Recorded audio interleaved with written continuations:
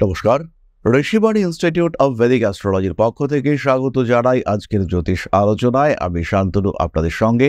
আলোচ্য বিষয় কিন্তু আজকে বিশুদ্ধ জ্যোতিষ নয়। আজকে আমরা আলোচনা করব রুদ্রাক্ষ সম্পর্কিত, এবং আজকের এই সিরিজে আমরা আলোচনা করব এমন একটি রুদ্রাক্ষ যেটি মাল্টিপারপাস। আমরা আলোচনা করব ছয়মুখী রুদ্রাক্ষ নিয়ে। আমাদের এই ছয়মুখী রুদ্রাক্ষ এটি কিন্তু ভগবান কার্তিকেয়কে নির্দেশ করে। আমরা সকলেই জানি ভগবান শ্রী কার্তিকের 6টি মাথার কথা, এবং কেন তার 6টি মাথা এটিও কিন্তু আমরা প্রায় প্রত্যেকেই জানি। তারকাসুর নামে একজন অসুর, তিনি অত্যন্ত শক্তিশালী হয়ে ওঠেন এবং তিনি বর প্রাপ্ত হন যে কেবলমাত্র 7 দিন বয়স্ক একটি শিশু তাকে হত্যা করতে পারবে। এবং এই 7 দিন বয়স্ক কোনো শিশুর পক্ষে তারকাসুরের মতন ভয়ঙ্কর অসুরকে হত্যা করা এটা তো অসম্ভব প্রায়। এই অবস্থায় আরও একটি সমস্যা দেবতাদের সামনে উপস্থিত হয়।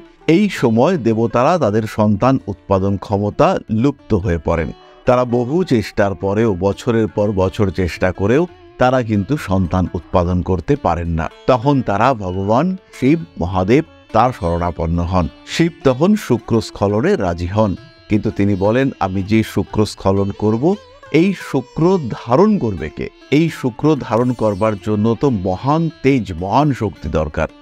তখন অগ্নিদেব তিনি বলেন, আমার যে শিখা, আমার যে তেজ, আমার যে শিখা, বন্যী শিখা, সেই শিখায় আমি আপনার শুক্র ধারণ করব। তখন মহাদেব শুক্র স্খলন করেন এবং অগ্নিদেব তার শিখায় সেই শুক্র ধারণ করে সঞ্চয় করেন।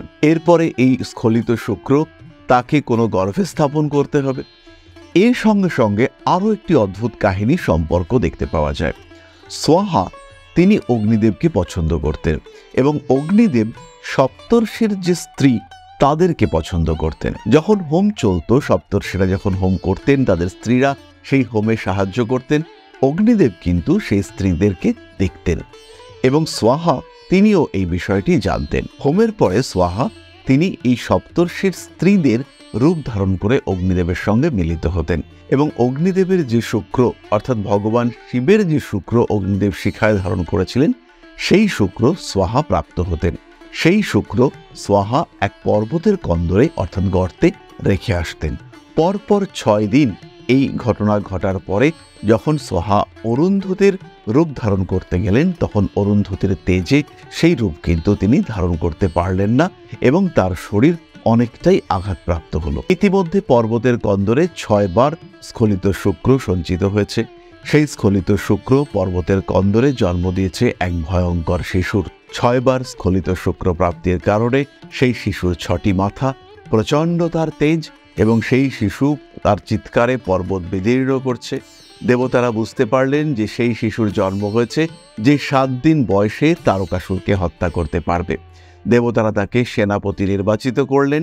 তারকাসুরের সঙ্গে সংগ্রামে সেই শিশু তারকাসুরকে বধ করলেন, এবং সেই সরানুন শিশু তিনি হলেন কার্তিকেয় বা স্কন্দদেব। এবং এই যে 6 মুখের রুদ্রাক্ষ, এটি যে প্রচণ্ড তেজি, প্রচণ্ড ক্ষমতাশালী, তাতে কিন্তু কোনো রকম কোনো সংশয় নেই। এখানে রয়েছে তেজ এবং এখানে রয়েছে শুক্রের ক্ষমতা। তাই এই রুদ্রাক্ষ আমরা শুক্র এবং মঙ্গলের প্রতিকার হিসেবে ব্যবহার করব। শরীরে দীর্ঘদিন ধরে রোগ দানা বেঁধে রয়েছে, ব্যথা যন্ত্রণায় পা ফেলা যাচ্ছে না মাটিতে, এই অবস্থায় একটি 6 মুখের রুদ্রাক্ষের ধারণ আপনাকে অনেকটাই রিলিফ দিতে পারে। 6 মুখের রুদ্রাক্ষ যখন আমরা ধারণ করব, অবশ্যই চেষ্টা করব নেপাল অরিজিনের রুদ্রাক্ষ ধারণ করবার। বীজ মন্ত্র উচ্চারণ করে আমরা এই রুদ্রাক্ষকে এনার্জাইজ করব। এই বীজ মন্ত্র হলো ওম রেম হোম নমঃ। আরও একবার আমরা বলি, ওম রেম হোম নমঃ। এই মন্ত্রের সাহায্যে আমরা এই 6 মুখের রুদ্রাক্ষকে এনার্জাইজ করব। কখন আমরা এই রুদ্রাক্ষকে ব্যবহার করব, কয়েকটি ছোট্ট ছোট্ট উদাহরণ আমরা জানব যখন এই রুদ্রাক্ষগুলি কার্যকরী হয়েছে। মকর লগ্নের একজন মহিলা, তার ওজন অনেকটাই বেশি, এবং তার এই ওজন বেড়ে যাওয়ার জন্য ধীরে ধীরে হাঁটুতে ব্যথা, প্রচণ্ড ব্যথা শুরু হয়েছে। ঠিক আর্থারাইটিস নয়, কিন্তু হাঁটুগুলি আস্তে আস্তে জবাব দিতে শুরু করেছে যে আর টানতে পারছি না, আর তোমার ওজন বইতে পারছি না। এই অবস্থায় এই 12টিকে ধারণ করানো হলো একটি কপার বালা, এবং তার সঙ্গে সঙ্গে একটি 6 মুখের রুদ্রাক্ষ। তিনমুখী রুদ্রাক্ষ দুটি তার কম্বিনেশন। মোটামুটি মাস তিনেকের মধ্যেই ভদ্রমহিলা কিন্তু ধীরে ধীরে সুস্থ হয়ে উঠতে লাগলেন, কিন্তু অবশ্যই তিনি অত্যন্ত যত্ন সহকারে এই রুদ্রাক্ষ ধারণ করেছিলেন এবং এই রুদ্রাক্ষের ধারণ তার এনার্জি লেভেল, তার মোটিভেশন লেভেল এবং নিজেকে সুস্থ করবার জন্য যে হিলিং এবিলিটি সেটাকে অনেকটাই বাড়িয়ে তুলেছিল। তার ফলে তিনি কিন্তু ধীরে ধীরে নিজেকে সুস্থ করে তুলতে সক্ষম হয়েছিলেন।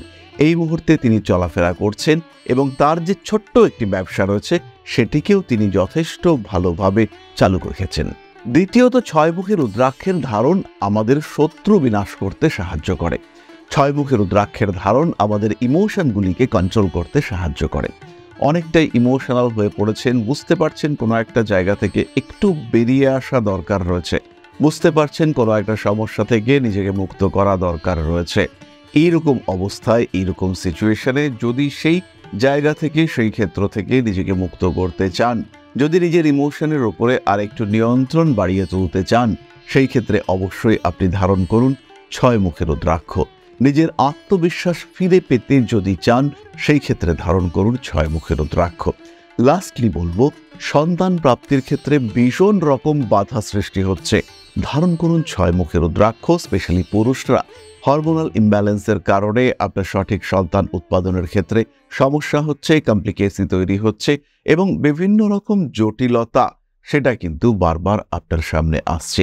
এই অবস্থায় অবশ্যই ধারণ করুন ছয়মুখী রুদ্রাক্ষ এবং এই সমস্যাগুলিকে একদম ম্যাজিকের মতো কমিয়ে দিতে সক্ষম সঠিক ছয়মুখী একটি রুদ্রাক্ষ। রুদ্রাক্ষ নেওয়ার সময় অবশ্যই জাজ করবেন। রুদ্রাক্ষ জাজ করবার একটি পদ্ধতি আমি এর আগের ভিডিওতে শেয়ার করেছি, আজকে একটি পদ্ধতি আপনাদের সঙ্গে শেয়ার করব।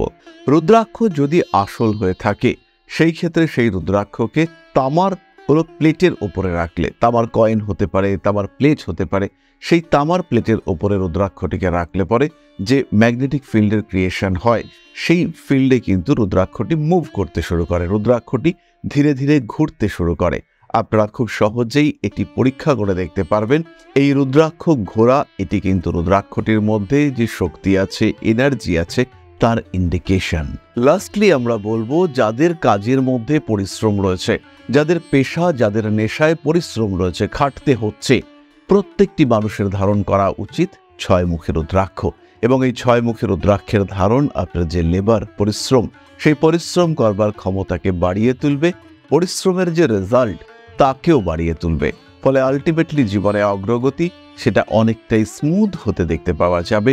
জীবন হয়ে উঠবে অনেক সহজ, অনেক সরল, অনেক শান্তিময়। তাহলে আজকের ভিডিওটি আমরা আর দীর্ঘায়িত করব না। সবাই সুস্থ থাকুন, ভালো থাকুন।